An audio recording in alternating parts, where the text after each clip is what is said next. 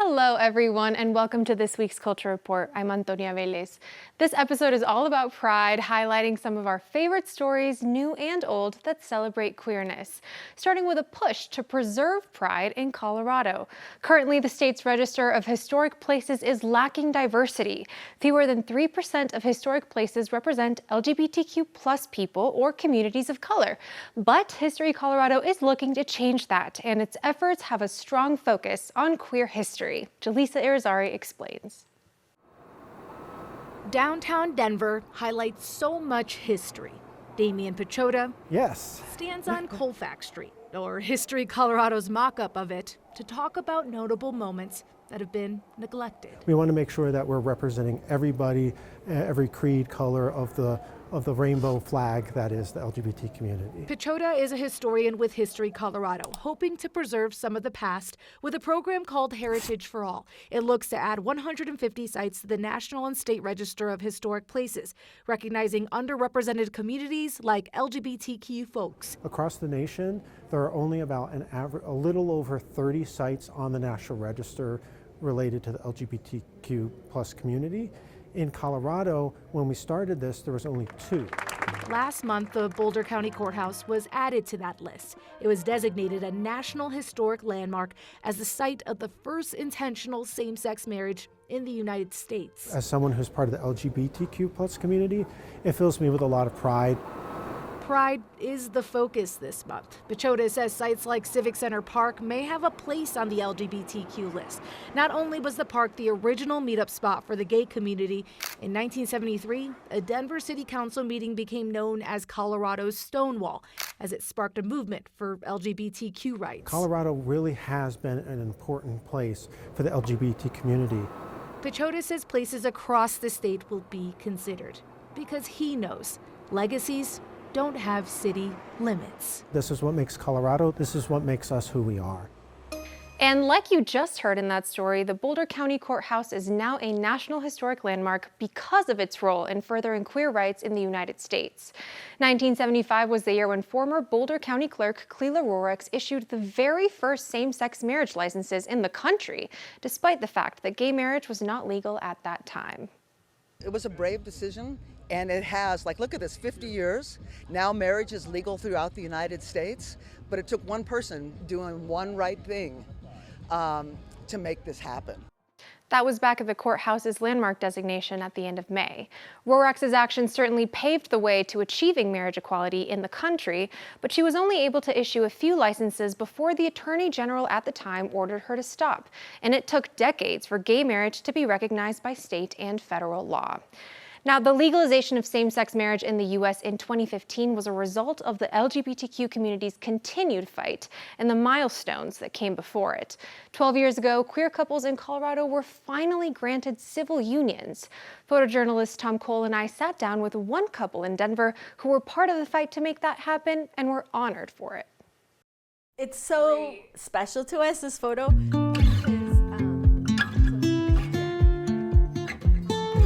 Inside Anna and Fran Simon's home, history hangs on the walls. Our marriage license, and lives in the pages of their family scrapbooks. So here's the civil union. Photos that show different versions of a happily ever after they once thought would never happen.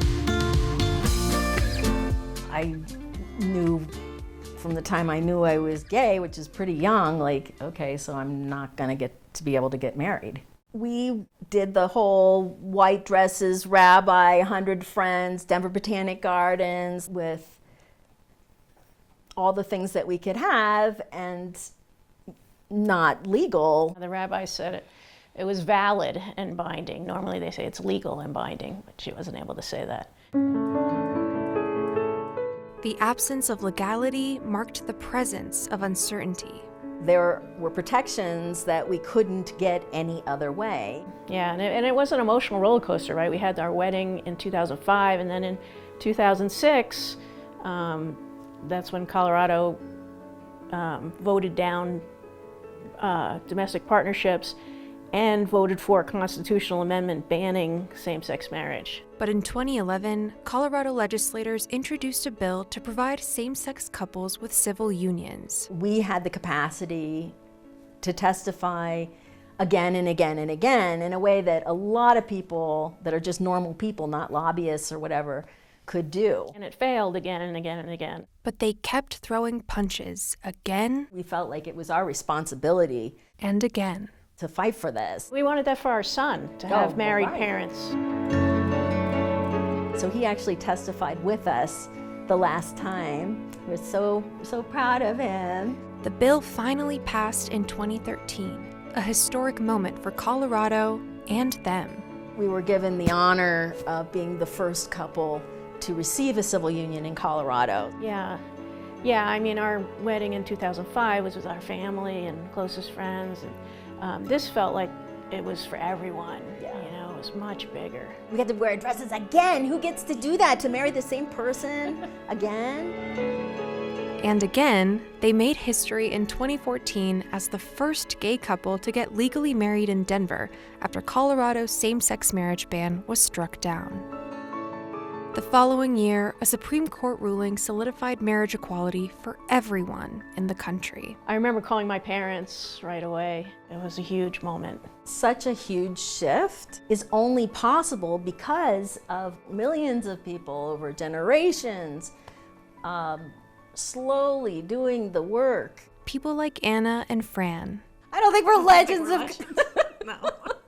People whose stories are told again and again, Yeah, this was in the International Herald Tribune. be it out loud or between frames, so as to not forget their fight. They have in the hall, in the county clerk's office, pictures of us from both our civil union and when we got our marriage license. What does that symbolize to you? Dignity, respect. And the work of so many people, you know, with us and certainly before us. The pictures they're referencing are currently in storage while the Denver Clerk and Recorder's Office moves to a different building. Now, in our conversation, Anna and Fran emphasized that many LGBTQ individuals are still fighting for their rights today, but that fight would look much different without the battles queer folks have already fought. And Denver's annual Pride celebration started back in the 1970s, and it's become the fourth largest Pride Fest in the country.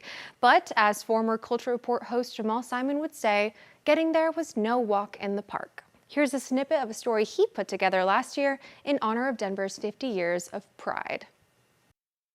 After the end of World War II, the entire country was swept by a wave of fear of people being different. Phil Nash served as the first director of what would become the Center on Colfax. He's also the author of LGBTQ Denver, a book highlighting the queer history of the city. There was a feeling in Denver that homosexuality was a threat to the moral integrity of the city. It was a shameful thing, and as a result, any community that developed underground. So how did the community go from underground to taking over the streets of downtown? You know, we used to only have one side of the street. We never had both sides of Colfax. Anthony Aragon organized the Denver Pride Parade for nearly 2 decades. You know, it all began with protesting, with Stonewall. 1969 Stonewall riots in New York City is known as one of the most pivotal moments in queer history, sparking a movement at the turn of a decade. That event really created ripples all across the country, actually all across the world. On June 29, 1974, those ripples made their way all the way to Denver's Cheeseman Park, where the city's first gay inn was held, which we now know as Denver Pride. They passed out balloons that said Gay Pride, but there were only about 50 people there. The small but mighty group wouldn't stay that size for long. The following year, attendance was closer to 500. And the reason why? There were 11 kegs of beer donated. Is just about as Colorado as it gets. And so there was a bigger attraction for many people to come because there was free beer. Leave it to a little Coors to help change the course of history. The growth of the parade and of Pride Fest in general, the numbers have increased every year. More than 550,000 people are expected to attend this year's celebration, but despite how beloved the event has become, it's still facing problems. The Center on Colfax lost a number of important sponsorships this year that helped fund not only Pride Fest, but programming. The nonprofit offers to help support LGBTQ+ people throughout the year. And it's not just funding. The community is worried about attacks from this administration, announcing restrictions on gender-affirming care, cuts to the suicide hotlines, LGBTQ+ youth services, and removal of LGBTQ history and figures from national websites. They say that's why this year's Pride is even more important. I mean, Pride is a protest at its root, and it's important that we carry on that legacy while we're here and we're still fighting to keep rights, especially for our trans community and for gender-affirming care. It's important this year more than ever that we show up. It's as good a time as ever for a reminder that no matter who you are, help is out there if you need it. There are so many lovely organizations that work to make sure queer folks always have a safe space. From walk-in services to mental health providers, you can find a list of resources for the LGBTQIA+ community on our website, 9news.com. And Pride is all about authenticity and love. Some might say you can't have one of those things without the other. For one man in Colorado, being true to himself was what ultimately led him to the love of his life. They say love shows up when you least expect it. I really wasn't looking for love. I'd given up. And for some people, it can take longer than others. I mean, I was almost 90. Who's looking for love? But whenever you do find it, everything can happen all at once. At the end of the day, I'm like, I don't want to let go of you. I want to spend the rest of my life with you. It was real quick. Like all good things, love takes time. And for Ken and his husband Johnny, self-love had to come first. I thought, wow, he's coming out at 90, and I thought that takes a lot of courage. And at the time, I had not come out to my family. It was a feeling of relief, a feeling of peace, I guess you'd say, because I no longer had to hide. Ken was born into a predominantly Christian family in Dodge City, Kansas in 1930. I knew not until I was about age 12 that I was actually attracted to guys more than girls. He served 4 years in the Navy, keeping his queerness a secret due to rules against homosexuality, and later moved to Long Beach, where he met a man named Philip. And one evening he was in the apartment and he leaned over and kissed me. Well, there went my straightness right out the window. They moved in together a few months after that, but things changed as quickly as they started. My old religion had kicked in real hard. So I told myself that this can't continue then. Ken went back to hiding. Within a month, he'd moved back to Kansas, leaving love behind in the process. Ken went on to marry a woman and have a daughter, but later got a divorce. He tried looking for Philip after that, but he was never able to get a hold of him. I was diagnosed with Hodgkin's lymphoma, and the chemotherapy isolated me here at the house. My daughter came over one day to visit me. I was crying, and she said, "What's wrong, Dad?" And I said, "Well, honey, I should never have left Philip."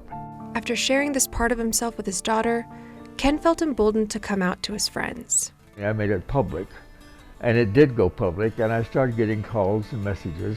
His story went viral, inspiring people who were still in the closet, like Johnny.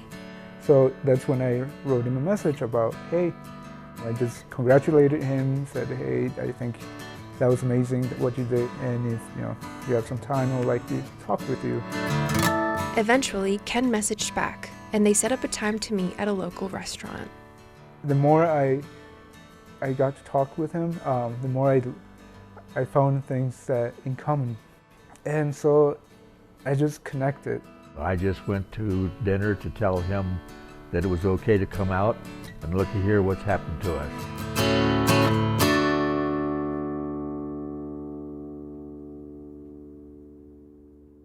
Shout out to Tom Cole for working on that story with me. Now let's hop into our good news of the week. Denver had its first ever Pride Marriage Marathon. It was hosted June 27th to kick off the Denver Pride Weekend and to celebrate love, unity, and equality. Now, while the city has hosted marriage marathons before, this is the first queer one. Couples were entered into giveaways to win a variety of free items like a photography session, tickets, and gift cards. And in East Tennessee, one man is making sure young people get the help they need to start adulthood on the right foot. Jasper McEwen, who is trans, told our sister station in Knoxville, WBIR, he was kicked out of his parents' house when they found out about his chosen name. That experience led to his desire to uplift others. He now works with the Knox County Community Action Agency and helps young, unhoused people in Knox County get IDs, navigate housing, and find jobs. And a new documentary is hoping to break the stereotypes of the LGBTQ community in rural areas. Amish Country Queer is an award-winning short film that explores queer life in Lancaster, Pennsylvania. The director says the film focuses on a photographer who documents the lively nightlife and queer community in the city.